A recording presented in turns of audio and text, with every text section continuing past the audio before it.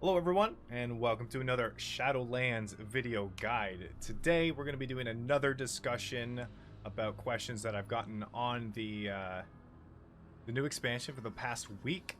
And in this video, we're actually going to be talking about Legendaries.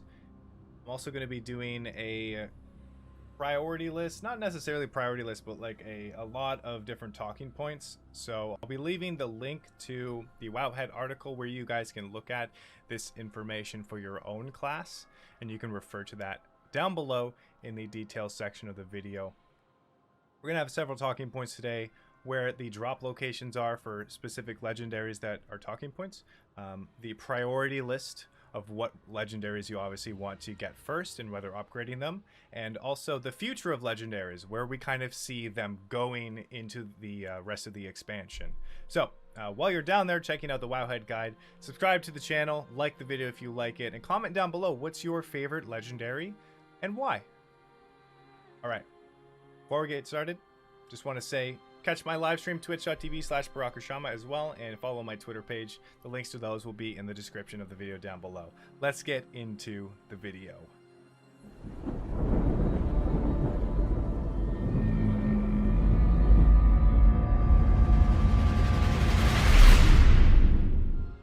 Alright, so the first talking point that I want to discuss is the drop locations. Now, there is a very nifty tool in-game that you guys can use for that kind of stuff, and it's the Powers tab in your Adventurer's Guide. This will give you all the information you kind of actually need in order to look at your class's drop locations for its legendary powers. I mean, you can look at all kind of classes here, but we're just going to be focusing on the Shaman one. Again, if you guys want to check out your own priority list for legendaries and more information on them, I will be linking or leaving the link to the Wowhead article in the description of the video down below. And while you're down there, like the video. If we get 1,000 likes, I will serve coffee to you in just my barista apron. Winky winky. Alright, let's get into it. So, you guys may also already notice that I have one legendary. I was quite lucky to get the Primal Tidal Core legendary for my Shaman. I'm so going resto. No, I'm not going resto unless I have to. So, the places in which legendaries can drop kind of differs based off the content that you're doing. It drops off of all sorts of content, reputations, Torghast, dungeon bosses and raid bosses, and even world bosses. So, look at the tool that you have in game and see kind of where your class drops its nifty little legendary powers. The first one that we're going to be talking about is Windspeaker's Lava Resurgence. Now, the drop location for this is the world boss Valinor, the Light of Eons, which is a world boss found in Bastion. It's actually up here. You're going to find that world boss right around there. He's in the Shrine of Loyalty or Temple of Loyalty location. So once that content opens up, we'll be able to see and spawn that world boss. Hopefully it comes in before mythic, because this is a really strong legendary for us elemental shamans. So we really want it. Another one is the Skybreaker's Fiery Demise. So this one is another sought after elemental shaman legendary, and it drops off of the raid boss Sire Denathrius. So once the normal and heroic raid levels get released, we should have a chance of getting in there and obviously going after this legendary. It's very potent for elemental shamans for any multi-target or funnel style fights where we have like council fights, or there's any situation where we can have multiple flame shocks out at once. So keep your eyes peeled for this kind of legendary. And then the last one that I want to talk about where the drop location is Echoes of the Great Sundering for Elemental.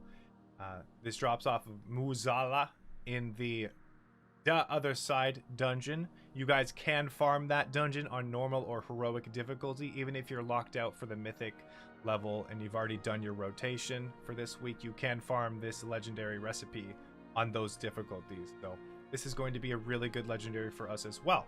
Moving over to enhancement, the notable one is Doom Winds. The Doom Winds drops off of the dungeon boss Devos, the Paragon of Doubt, the last boss in the Spires of Ascension. You guys can see that here. Memory of the Doom wins. This is a really good legendary recipe for Enhancement Shaman. Highly recommend that if you guys are going to be playing Enhancement Shaman that you farm that, because it's going to be very, very good. Next one I want to talk about is Legacy of the Frost Witch. So this drops from Torghast. Like I said, the multiple places you can get legendary recipes. Torghast Tower of the Damned at layer 3 or higher. So any difficulty where you go into the level 3, you know, where you go into the Torghast, the portal from the Venari, the broker person that helps you, her little zone, and then there's the Torghast portal off to the left once you come in. So if you go into Torghast, this legendary recipe can be dropped from the higher levels of the Torghast layers. So I've already gotten the title core one, but we'll talk about that next.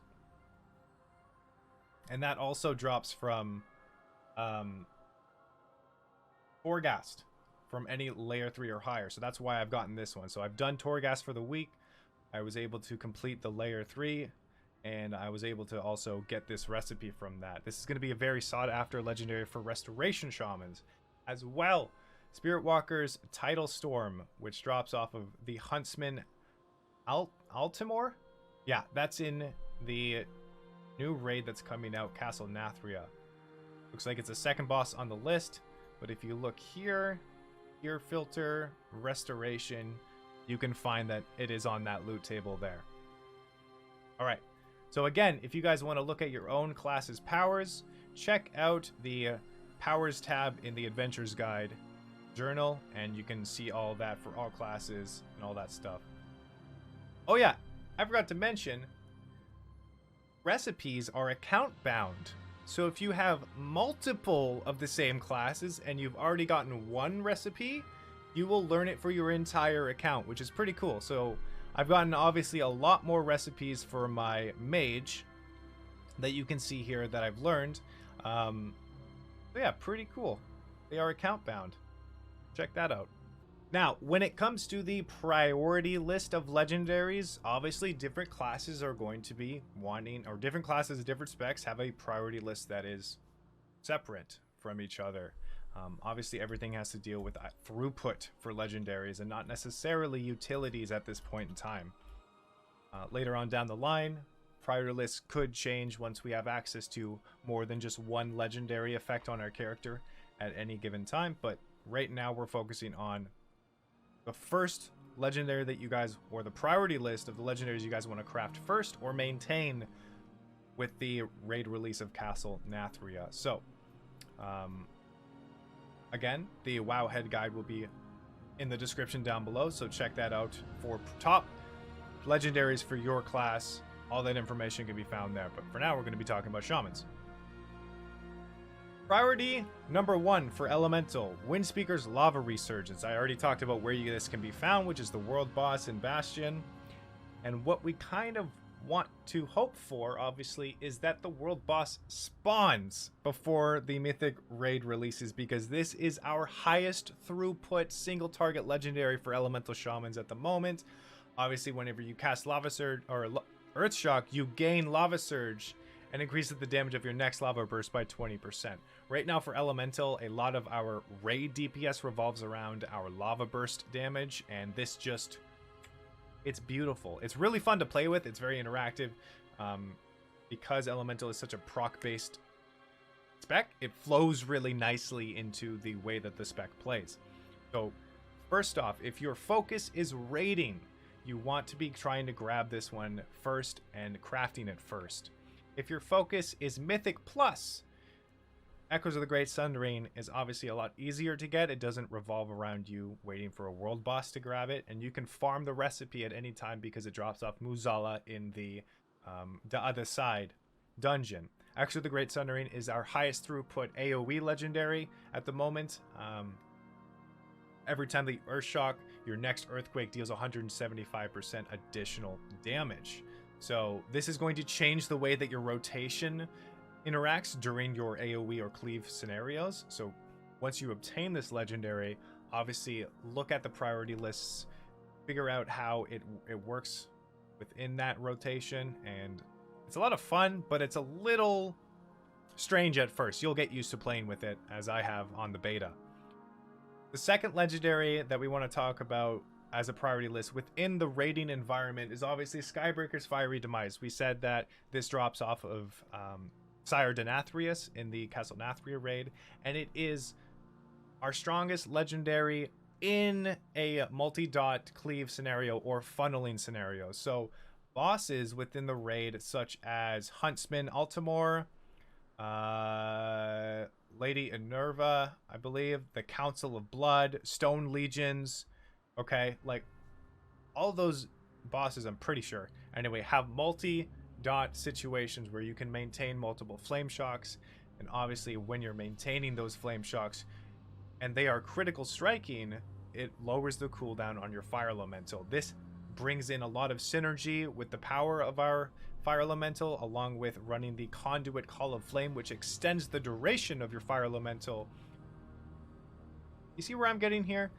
More uptime on fire elemental equals longer flame shocks and just easier maintaining and getting more lava surge procs, which is then funneling into more damage, obviously. So Skybreaker's Fiery Demise for our second pick in the raiding environment. And Echoes of the Great Sundering can have its potential spots in mythic raids, so you can also use this in fights like Sun King's Salvation. It also works in Stone Legion generals, and it works in Sire Denathrius because there are a lot of mobs that spawn in those fights. So Echoes of the Great Sundering does play a role in raiding, but it is the lowest priority. If you're looking for a second legendary to craft for Elemental Shamans for Mythic Plus specifically, Windspeaker's Lava Resurgence is really good for Tyrannical weeks, as well as priority target damage to help with that. Enhancement. Doom Winds all the way. Doom Winds is so very good right now in pretty much any situation that you have for AoE for a single target. Dropping your Wind Fury totem activates Wind Fury weapon, increases Wind Fury damage by 25% for 12 seconds. And it has a 1-minute cooldown.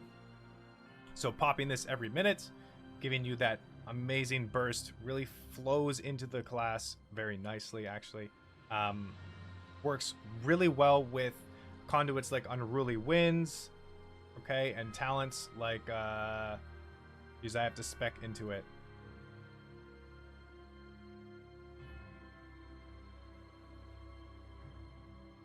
Forceful Winds, okay, works really well with that. Again, anything that revolves around Wind Fury damage or Wind Fury weapon, Doom Winds just kind of like amplifies all of your Wind Fury effects. And you'll notice if you run this legendary, your Wind Fury attacks, as long as you have all of the things that support Wind Fury rolling, like the conduit and the talents, are going to be one of your top damaging abilities. So Doom Winds all the way.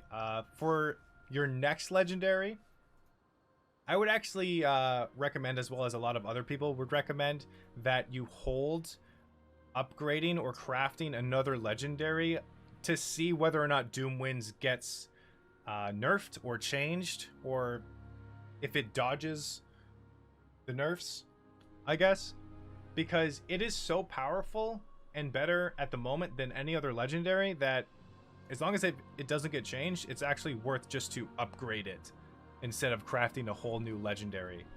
You could go for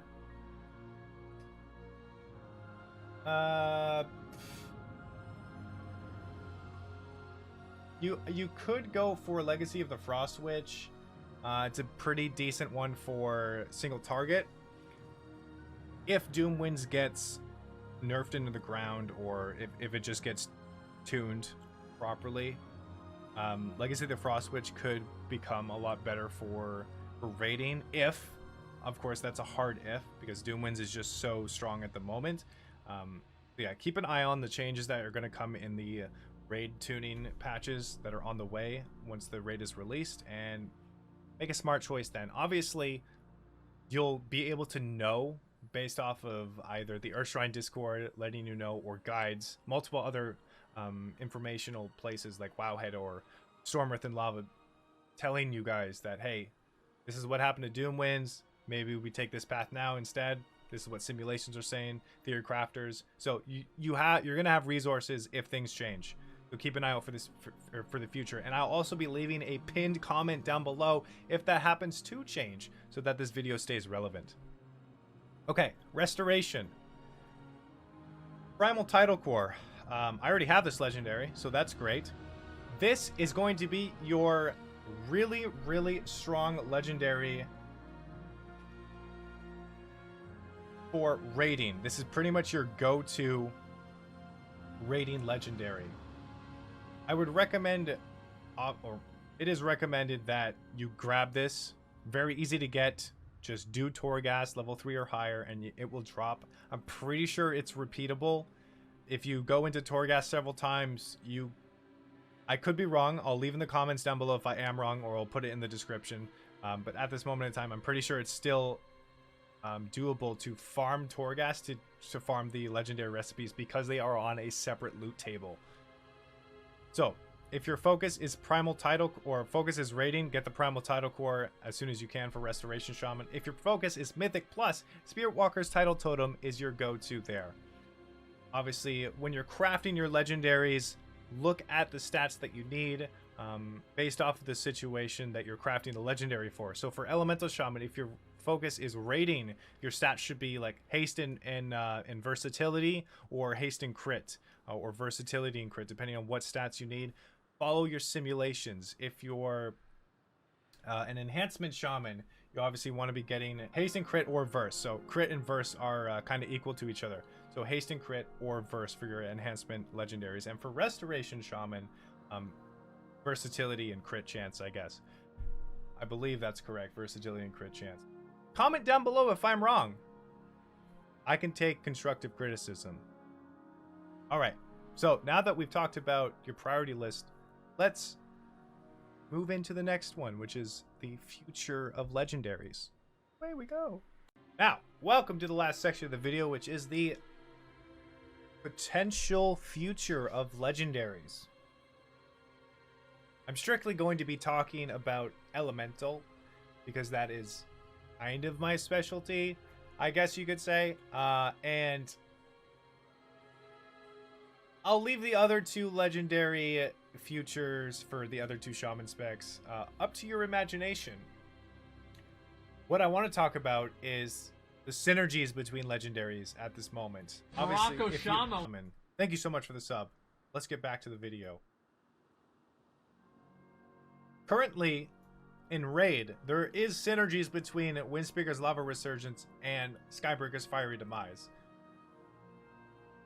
Because when you're using Skybreaker's Fiery Demise on a multi-target fight, you're obviously keeping your Flame Shocks up.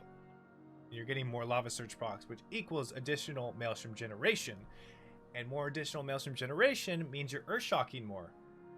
And whenever you Earth Shock with Windspeaker's Lava Resurgence, you get a free Lava Surge proc that deals 20% more damage on your Lava Burst. So with the additional Maelstrom generation that is provided by the uptime on your Fire Elemental while using Skybreaker's Fiery Demise on these multi-target fights, you're going to be able to get out more of these empowered Lava Bursts that are coming from Windspeaker's Lava Resurgence, which is big hype, and it makes the class feel really good. Like, I can live vicariously just through the thought of those two being in their current iteration, I will say. So things could change, obviously. Things are destined to change with tuning and patches. So we may not have this going into the future, but it's fun to think about now, and all of this is speculation. So obviously, none of that really matters at the moment, but it's fun to think about. If you also think about Mythic Plus, Echoes of the Great Sundering obviously is the baseline legendary for dungeon content because of the extra AoE damage that you get out of it. But if you think about how we were performing as Elemental in Battle for Azeroth with like an unused trinket and Blood of the Enemy being our top burst windows with Storm Elemental and Primal Elementalist, right? We could see a return to the Storm Elemental Primal Elementalist build with the introduction of, I mean, you can still play it now, but that's not necessarily the best choice. If you wanted to play it now, you could. But because of the way that when Skybreaker's Fiery Demise lowers the cooldown on your Storm Elemental, you could use it as a secondary legendary in Mythic Plus when that becomes available. Keep Flame Shocks up as much as you can to lower its cooldown and line it up with an on-use trinket, like the PvP trinket, to give you those big Storm Elemental windows as often as possible. Keep in mind as well, at Call of Flame, the potency conduit that Elemental has access to, at max rank, you can use 2 Eye of the Storms within 1 Storm Elemental window. So, because of the extended duration of that Storm Elemental at max rank of Call of Flames, when we're able to use 2 legendaries, Call of Flame is also going to be at a certain item level to where that's going to be potentially possible. So if we're thinking about this now, Elemental Shaman could have a very bright future when it comes to dungeon content, and Storm Elemental could reign supreme again. But, as I said, this is speculation. Alright?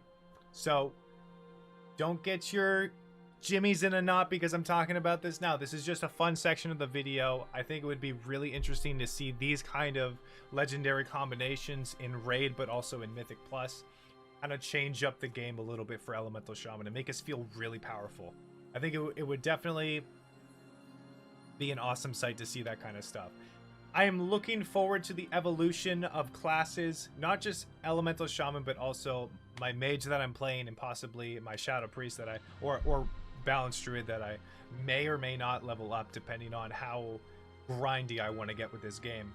I'm going to be excited to see the evolution of classes when multiple legendaries play a role into the development of those classes, right? Probably going to be a balancing nightmare for Blizzard, but we'll see when we get there. Anyways, this pretty much concludes the video. Guys, like the video if you like it. At 1,000 likes, I will be making you coffee in only my barista apron.